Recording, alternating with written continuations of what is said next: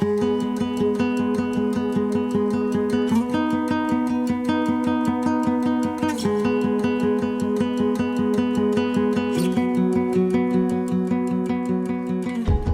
we're broadcasting from Palo Alto, California, in the very heart of the Silicon Valley.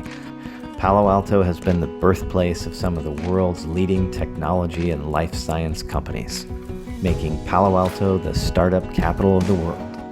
Hi there, this is Louis Lehot, and I'm welcoming you to a new edition of our video blog, AskASiliconValleyLawyer. And today we're going to talk about accelerators, incubators, ecobaters, the good, the bad, the ugly, what it costs, how to get in, how to make the most of it.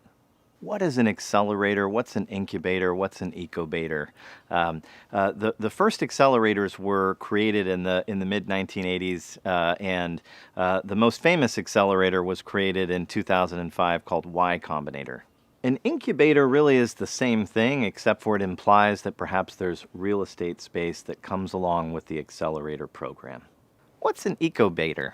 An ecobater is really the same thing as an accelerator, where you get a lot of content and education.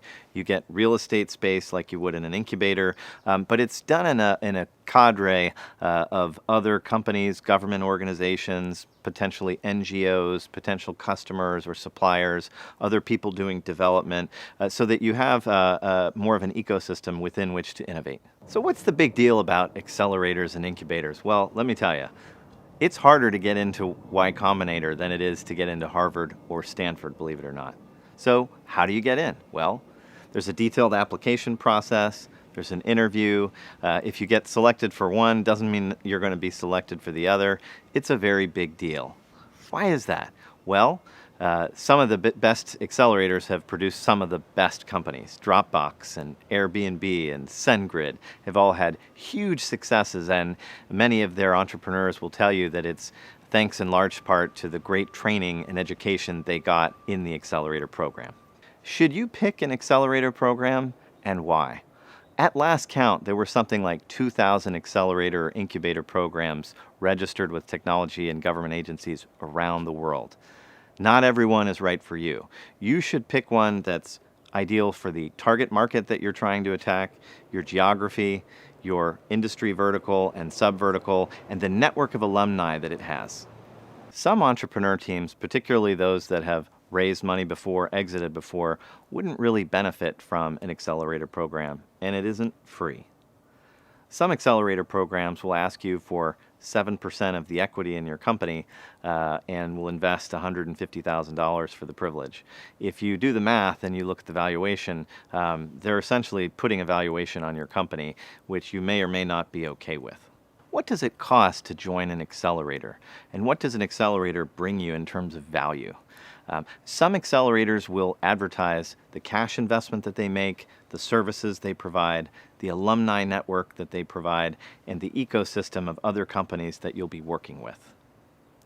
What does it cost? Well, one very famous accelerator will ask for 7% of the equity in your company in exchange for a $150,000 investment. If you do the math there, you'll have the implied valuation of your company, and some are offended by that number, and some think it's great value. Everything depends according to the circumstances, your stage of growth, your experience, and your ability to raise capital. Other accelerators will contribute services rather than cash. And in some circumstances, that can be really valuable. In others, perhaps not. Do your homework. It's a very important choice to make. A lot of startups ask me about the application process. How do you get into one of these accelerators? Well, they all have websites. They all have lists of companies that they've previously graduated from their programs. Reaching out to one of them is a great idea. They typically will ask for a formal written application, which is a form. Usually you'll have to attach an investor presentation, sometimes a video presentation of your PowerPoint.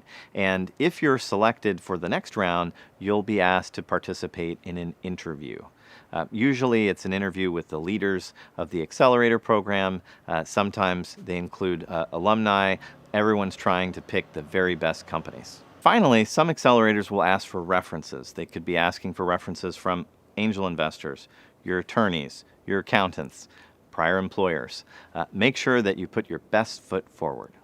So now you've been selected by the accelerator program that best fits your company's industry vertical, geography, and stage of growth.